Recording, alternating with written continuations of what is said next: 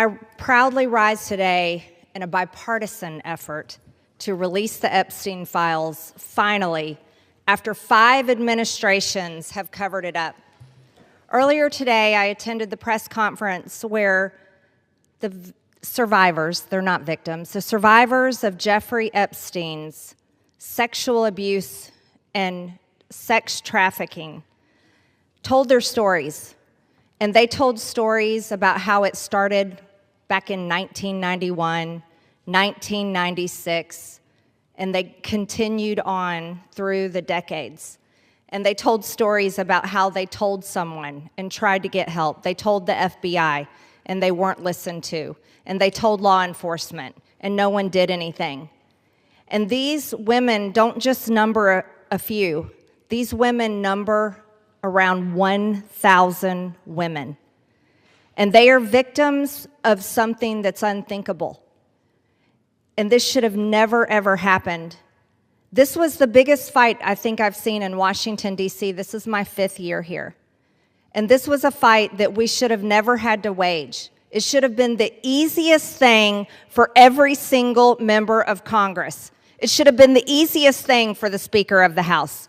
It should have been the easiest thing for the President of the United States to release all the information, every single file, on behalf of these American women. These American women aren't rich, powerful elites. They do not have someone paying for their airline tickets or paying for their trips or paying for their expenses every time they try to do something to get this information out. These are your average Americans. And you want to know what the Epstein files represent, the cover-up represents to average Americans? It represents the failures of the federal government and Congress to the American people. And that is what people rose up about in 2024. They wanted and demanded transparency from their government and for Americans finally to be put first. And today, with this vote, we are finally putting these victims and these survivors of Jeffrey Epstein and the cabal of rich, powerful elites that expands not just here in the United States of America, but to other countries as well. We're putting them last.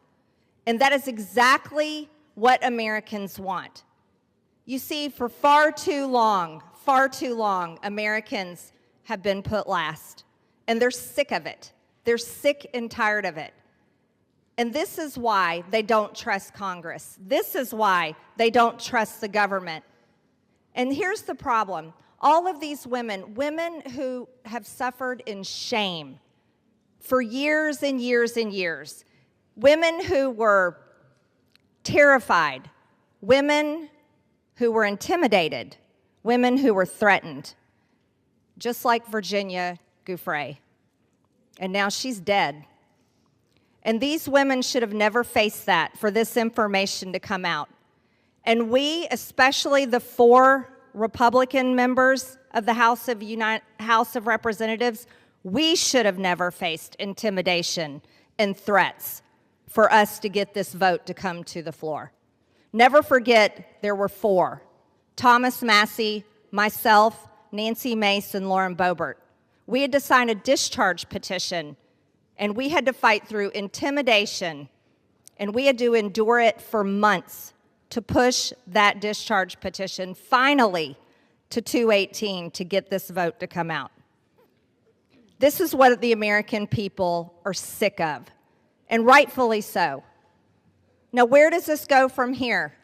The question will remain, will the Department of Justice release all the information? Will a judge in New York release the information? Will the CIA release the information? And will foreign governments release their information? Or will this continue after this vote today be a cover-up of the rich, powerful elites that bond together in sex and human trafficking abuse and all types of global business that enriches them but never serves Americans? The American people will know, and the victims, actually the survivors of Jeffrey Epstein, will know, because they know the list of names. And I remain dedicated to my promise to read those names here on the House floor if those women ever find them in a place that it needs to be done. I yield back